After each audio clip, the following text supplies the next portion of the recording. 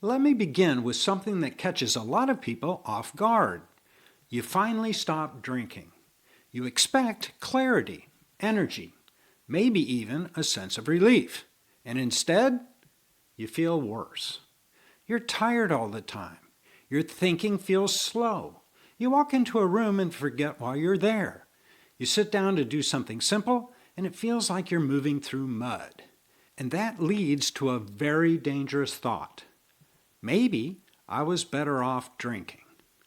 Now, I want to be very precise here. What you are experiencing is not failure. It is not weakness. And it is not evidence that sobriety isn't working. It is, in many ways, exactly what should be happening. I'm Dr. Donald Crowe. I practiced emergency medicine for 40 years, and I've been sober for nearly 3 decades. And I can tell you this, what we're talking about today, this fatigue, this brain fog, this sense of something is just not right, that is one of the most common and misunderstood phases of early recovery.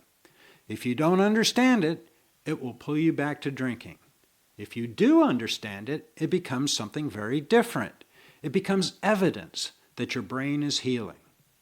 Let's start with the biology, because it's not just in your head, in the casual sense. This is in your head in the literal physical sense. Alcohol changes how the brain functions. Over time, with repeated exposure, your brain adapts to alcohol being present. It doesn't just tolerate it, it begins to rely on it. One of the more interesting mechanisms involves energy. When you drink alcohol, your body breaks it down into a substance called acetate. That acetate can cross from the blood to the brain and be used as a fuel source.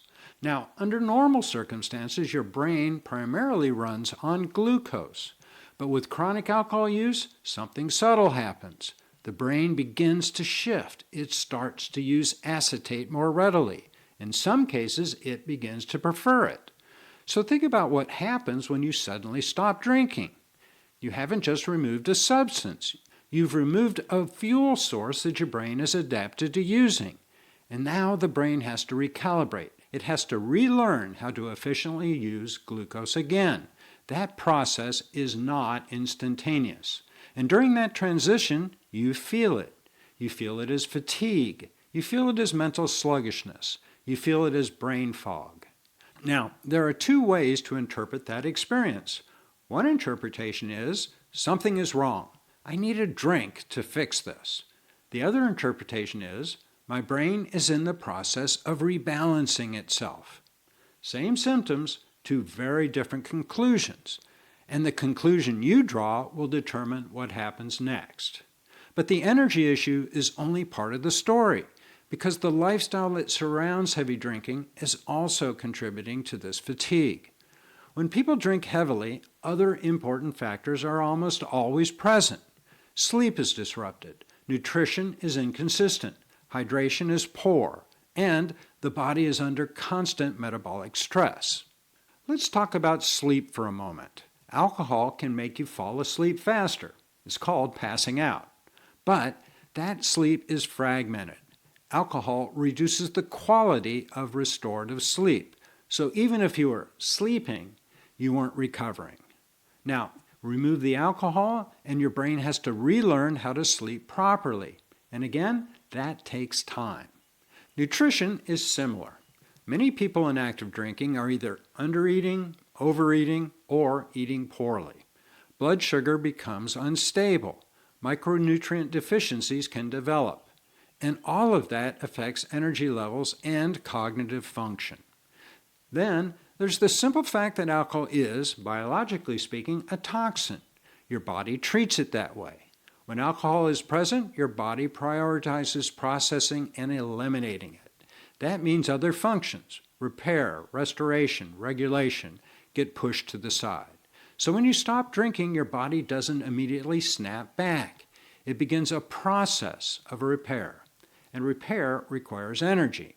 Now, layer on something else, psychology. Because not all fatigue in early recovery is purely physical. Some of it is emotional. Some of it is tied to anxiety. Some of it is tied to depression. And I've said this many times on the channel, alcohol is not just something people use for pleasure.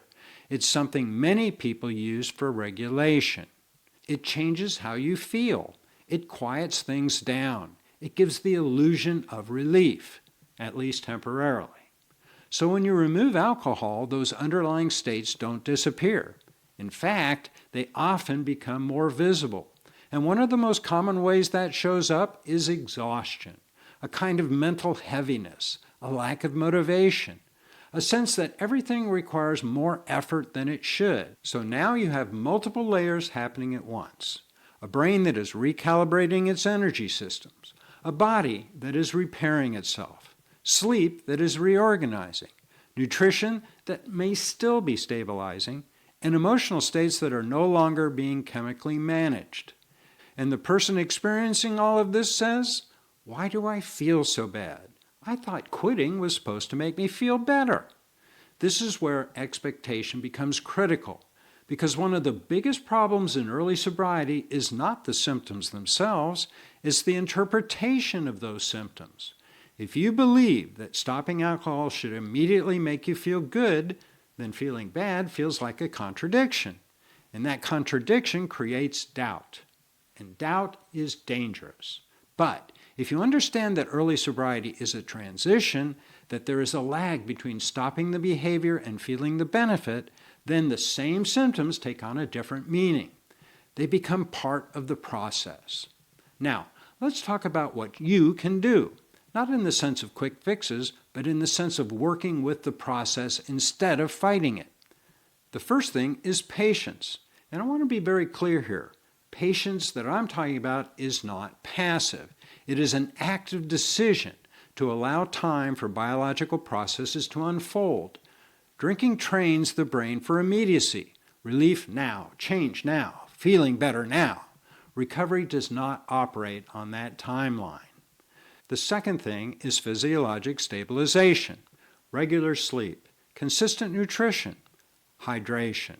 These are not glamorous interventions, but they are foundational.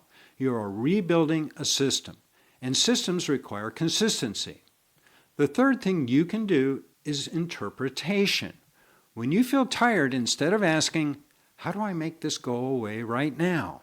ask, "What is this telling me about where I am in this process?" And finally, perspective. Because here is the part that often gets missed. That fatigue, that brain fog, that sense of heaviness, it is temporary.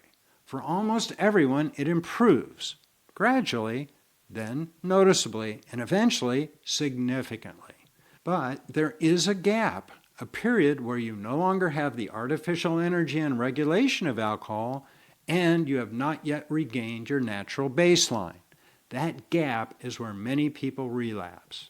Not because sobriety isn't working, but because they don't understand what's happening. So if you're in that phase right now, tired, foggy, wondering if this is worth it, understand this. You are not broken. You are in transition. And that transition, while uncomfortable, is the pathway forward. If you've had difficulty in early sobriety or are contemplating getting sober, I've created a 90-day sobriety survival kit to help you get to this important 3-month milestone. It will help you change the way you think about your relationship with alcohol and provide specific actions to help you reach that important milestone. There's a link to further information in the description below. If you're new to the channel, please subscribe, give us a like, and share it to someone who needs to hear it. If this resonated with you, I'd love to hear about it. Drop a comment below and tell me what has been your experience in those early weeks.